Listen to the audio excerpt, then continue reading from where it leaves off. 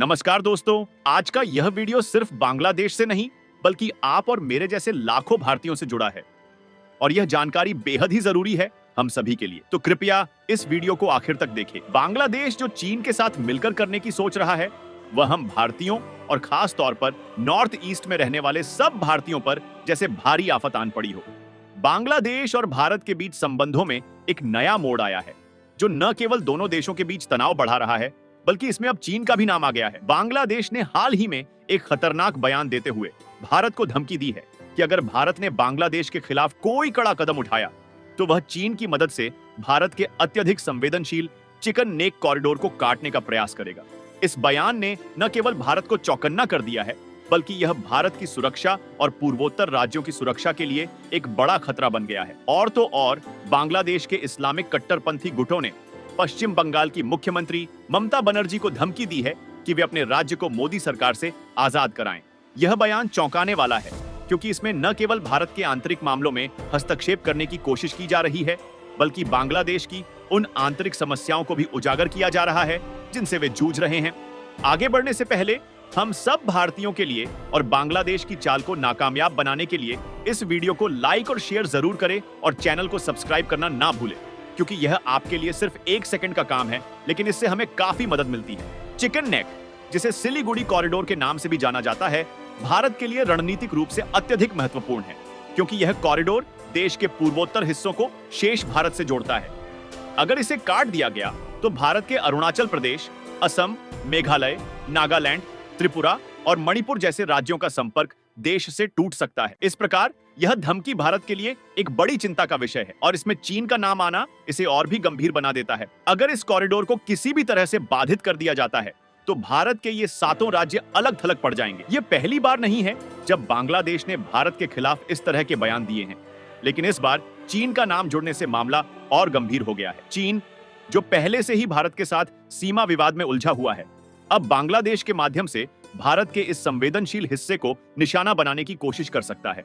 भारत की सुरक्षा एजेंसियां इस मामले को गंभीरता से ले रही हैं और यह स्पष्ट है कि बांग्लादेश की नीतियों के पीछे चीन की साजिश भी हो सकती है। बांग्लादेश को अपने देश की आर्थिक समस्याओं से जूझना पड़ रहा है और इस समय वह चीन की मदद से न केवल अपने विकास कार्यों को पूरा कर रहा है बल्कि उसके रणनीतिक और राजनीतिक फैसलों में भी चीन का प्रभाव दिखाई दे रहा है। चीन की मंशा साफ है, वह भारत को चारों तरफ से घेरना चाहता है और बांग्लादेश को इस खेल में अपने लिए एक मोहरा बना रहा है। चिकन नेक पर धमकी देना सिर्फ एक शुरुआत है, क्योंकि इससे पहले भी चीन ने कई मौकों पर भारत के अन्य पड़ोसियों पाकिस्तान और नेपाल के जरिए भी इसी तरह के खतरनाक खेल खेले हैं। अब सवाल यह उठता है कि क्या बांग्लादेश इस धमकी को सच में अंजाम देने की स्थिति में है? क्या चीन वाकई इस योजना में बांग्लादेश का साथ देगा? और अगर ऐसा होता है तो भारत के पास क्या विकल्प बचते हैं? यह वीडियो उन सभी सवालों का विस्तार से विश्लेषण करेगा। इसमें हम यह जानेंगे कि चिकन नेक कॉरिडोर का सामरिक महत्व क्या है, बांग्लादेश की इस धमकी के पीछे के राजनीतिक खेल क्या हैं और चीन की भूमिका किस हद तक खतरनाक हो सकती है। इसके साथ ही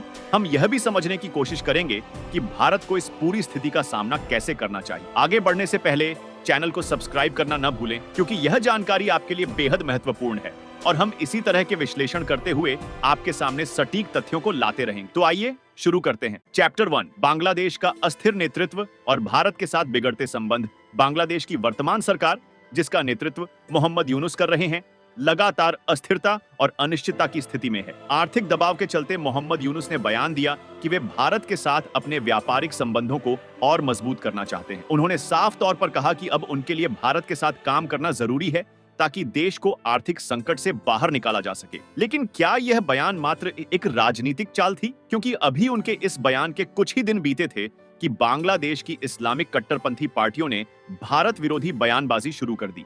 बांग्लादेश के आर्थिक संकट के समय अदानी ग्रुप ने उन्हें बिजली सप्लाई की थी। जब बिजली का बिल बांग्लादेश सरकार के सामने पेश किया गया तो वहां के अधिकारियों के होश उड़ गए। कुल $800 मिलियन की देनदारी ने बांग्लादेश के आर्थिक हालात को और भी खराब कर दिया। इस स्थिति में भारत के साथ अपने संबंधों को सुधारना ही उनके लिए एकमात्र रास्ता था। लेकिन बांग्लादेश ने भारत पर भरोसा दिखाने के बजाय उल्टा हिल्सा मछली के एक्सपोर्ट पर बैन लगाकर भारत को ब्लैकमेल करने की कोशिश की। इस कदम से बांग्लादेश ने एक बार फिर साबित कर दिया कि उनके अंदर कोई स्थिरता नहीं है और वे समय समय पर अपने फैसले बदलते रहते हैं। कि चिकन नेक, जिसे सिलीगुड़ी कॉरिडोर के नाम से भी जाना जाता है, भारत के लिए एक रणनीतिक रूप से अत्यधिक महत्वपूर्ण स्थान है।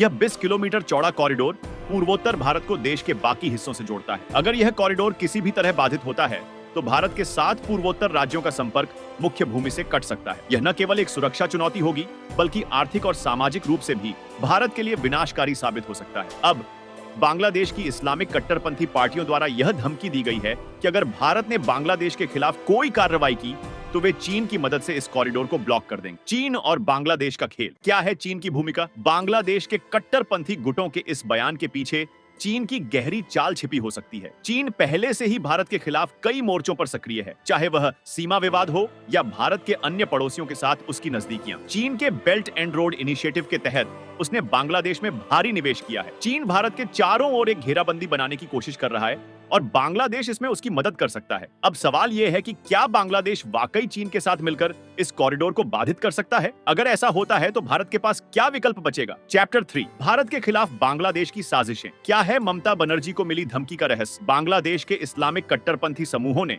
पश्चिम बंगाल की मुख्यमंत्री ममता बनर्जी को धमकी दी है कि वे अपने राज्य को मोदी सरकार से स्वतंत्र करें। बांग्लादेश के इस्लामिस्ट पार्टी का असली मकसद कि वे पश्चिम बंगाल को भारत से अलग कर देंगे सीधे तौर पर बांग्लादेश की कट्टरपंथी विचारधारा को दिखाता है। इसका उद्देश्य पश्चिम बंगाल में अस्थिरता फैलाना और भारत की आंतरिक राजनीति में दरार डालना है। यहाँ सवाल यह भी उठता है कि क्या बांग्लादेश की सरकार इन कट्टरपंथी गुटों को समर्थन दे रही है? बांग्लादेश की नई सरकार के हालिया फैसलों को देखते हुए यह आशंका पूरी तरह से गलत नहीं लगती। चैप्टर 4, रूस का भी बकाया।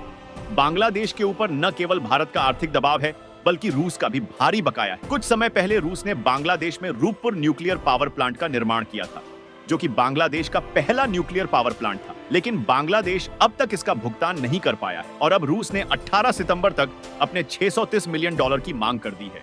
रूस की इस चेतावनी के बाद बांग्लादेश की मुश्किलें और बढ़ गई हैं। अगर बांग्लादेश समय पर भुगतान नहीं कर पाता है तो रूस भी कड़े कदम उठा सकता है। इससे बांग्लादेश की आर्थिक और राजनीतिक स्थिति और भी ज्यादा खराब हो जाएगी। अब सवाल यह है कि भारत इस स्थिति का कैसे सामना करेगा? बांग्लादेश और चीन की इस नई साझेदारी को किस तरह रोका जा सकता है? भारत के पास कई विकल्प हैं। सबसे पहले उसे अपने पड़ोसियों के साथ मजबूत कूटनीतिक संबंध बनाने की जरूरत है, खासकर नेपाल और भूटान जैसे देशों के साथ, ताकि चीन की घेराबंदी को कमजोर किया जा सके। इसके अलावा भारत को पूर्वोत्तर राज्यों में इंफ्रास्ट्रक्चर को मजबूत करने की भी जरूरत है, ताकि किसी भी आकस्मिक स्थिति में वे देश से कट न जाएं। दूसरे, भारत को चीन के साथ अपने सीमा विवादों को सुलझाने के लिए अंतरराष्ट्रीय मंचों पर जोरदार ढंग से अपनी बात रखनी होगी। इसके अलावा बांग्लादेश के कट्टरपंथी गुटों से निपटने के लिए भारत को बांग्लादेश के साथ सहयोग बढ़ाने की जरूरत है। अब समय आ गया है कि भारत न केवल अपने सैन्य शक्ति को मजबूत करे बल्कि कूटनीतिक रूप से भी सतर्क रहे। इसलिए अगर आपको लगता है कि भारत को इस स्थिति में क्या कदम उठाने चाहिए तो अपनी राय हमें कमेंट में जरूर बताएं। इस वीडियो में हमने आपको जानकारी देने के लिए काफी रिसर्च किया है, इसलिए वीडियो को लाइक और शेयर करना न भूलें। हमारे चैनल को सब्सक्राइब करें और बेल आइकन को जरूर दबाएं ताकि आप इस तरह के और भी नॉलेजेबल वीडियो देख सकें। जय श्री राम।